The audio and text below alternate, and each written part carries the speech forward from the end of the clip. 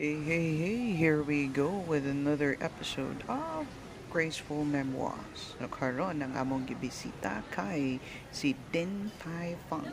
So, this is one of the popular restaurant in the world known as one of the top 10 restaurants as based from New York Times. So, usa yun ni siya sa mga ngilngig nga restaurant, and this is actually very popular right now because they just recently opened here in Cebu, North Wing. So, kay imagine kaon sa nakadaghan ang tao nga naglinya. This is on a Sunday at 10 a.m. exactly when they open. So, daghan na jud kayo ang naglinya. And that after na mo pagkaon, as in daghan pag yun gihapon kaysa na naglinya. It's really something that we look forward to, especially for Cebuanos. This is like a stepping stone for the restaurants here in Cebu. So nanagid taon tayo world known yun nga that opened here in Cebu. So this is their working station. So this is really a standard of Din Tai Fung that they have 6 stations.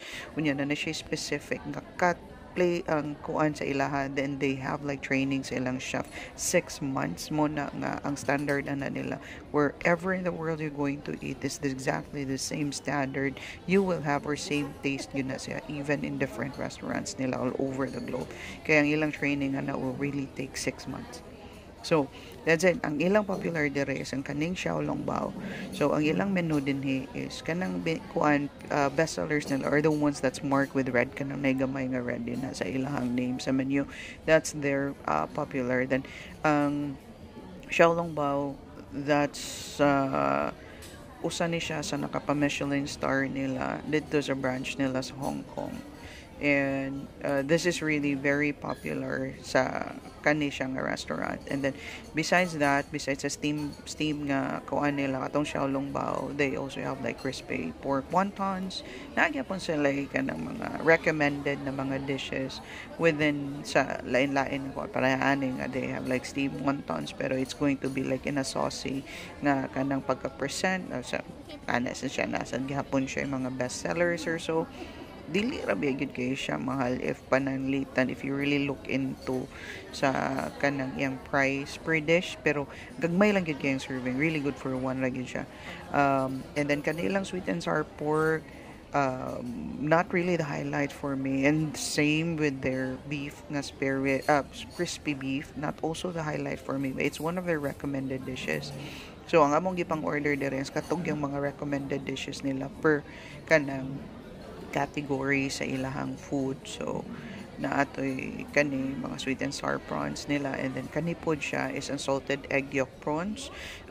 Not also the highlight for me. I have tried something better dito sa Axis in New Star, mas amit do siya i-compared sa kani. So but however though, it's a different dish, this is their specialty. So basin na ganahan sa dana, depende ra sa ninyo, pero mas ganahan ko dito sa Axis sa New Star. Then nasa ni sila katong ilahang here their noodles, dili kay siya daghan og sabaw, but then makakuan gyud kang lami gyud ang ilahang kanang noodles because it's really made fresh. So naasa ni siya yung noodles nila nga katong dry, noodles nila nga katong na sauce kani gitapingan og katong ilahang popular po na mga wontons, and then their chili sauce. So daghan sila choices, and then one of what I really recommend is their chocolate lava nga Xiaolong Bao. Once you visit this place, guys, do not miss this. From a chef's point of view, do not miss that, and make sure nga na ato ang ilahang katong rock salt nga cheese nga sauce that goes with the chocolate Xiaolong Bao. It makes the difference. It elevates the experience gid sa Xiaolong Bao. I did not expect that. Abi nako nga it's something different, pero that surprised me. So you should go try it. So what they do here is para typical nga dim sum checklist, and then put in your orders, and then since it's our first time, you could also ask them na kanang yes, it's our first time, so ganahan ba mo nga magpa explain. Okay, so what they explain is kung saan ninyo pag-mix sa kaning inyuhang kuan sa inyuhang para sa inyuhang Xiaolong Bao nga sakto ang iyang pagkatimpla. So ang standard yun nila is 1 part na soy sauce, and then 3 parts nga katong rice vinegar. So kung sa 1 cup nga sauce pa na siya, 1/4 ana ang soy sauce, and then 3/4 ana ang vinegar. So inana na siya, pero himarat gani ka, then go hala hot na diha ang kanang patis, or not really the patis but the soy sauce. And kanang strips nga naa din na is really their ginger.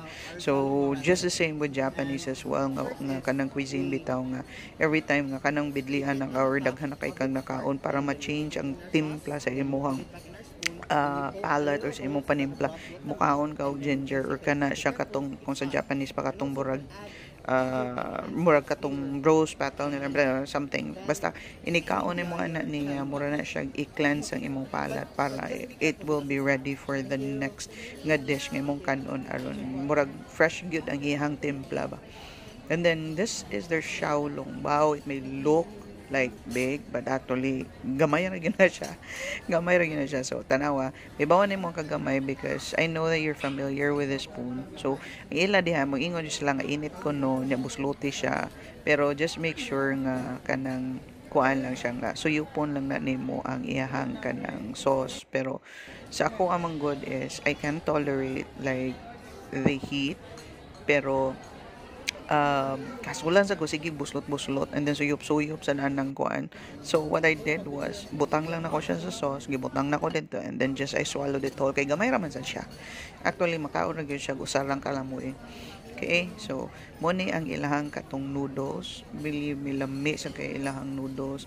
And not something overpowering, overwhelming, pero kanang sakto ra gyud ang timpla niya. You don't have any other, di ka kinahanglan magpuno og other condiments, and then it's really good as it is. And then kani siya ang ilang sweet and sour pork, and this is also their serve sa kanang fried rice. Ang ilahang fried rice is good for 2 to 3 persons. Kato siya katong nakita ninyo ganina nga Xiaolong Bai Ngomberg na black strips. That's their truffle. It's 180 per piece, I guess, nakalimot ko. And then kani siya mo ni ang katong another nilang steamed dumpling with their chili, crispy chili sauce. And then this is their salted prawn egg. It's okay. Too buttery for me, not also crunchy on the outside. So nangita ko something with the crunch mo na siya nga dili kay siya para nako. And then kanilang crispy beef, this is one of the downers for me diri sa restaurant. Kabantay ka ng crispy puset nga kanang gisud sa kanang plastic bitaw na white. Yeah, it tastes the same, but it's beef, pero dili man siya gahi. Crispy gid siya, pero it's not to my liking. So kani ang ilahang katong kung giingon nga highlight of our day dire sa amuang dining. This is their chocolate na xiaolong bao. So ang kanang nasa kilid is their rock salt nga cheese nga kanang sauce, which elevates the experience. So inigkit gani mo ana niya, as in, see, nag-ooze yun na. Sorry for that, pero nag-ooze yun ang kuan niya, nag-ooze yun na ang kanang iyahang kanang chocolate, which actually makes a lot of difference. And lami gyud siya, even though it's a bit messy, it is messy, pero lami gyud siya, as in, promise, lami gyud siya. So you guys have to try that when you visit here. And then mo ni ang ilahang pag-work, so everything is really clean, limpyo kay, as in, of course kay transparent, makita yun na nimo sa una nila pag-prepare. And then and everything is actually based on their standard na sinukod. And then see, from the time we went in and even from the time we go out, daghan jud kayong tao. So it's worth the wait. It's worth the wait. And if you would ask us if we will come back, we will definitely come back sa Din Tai Fung. It's worth it. So that's it for our vlog. Okay, bye.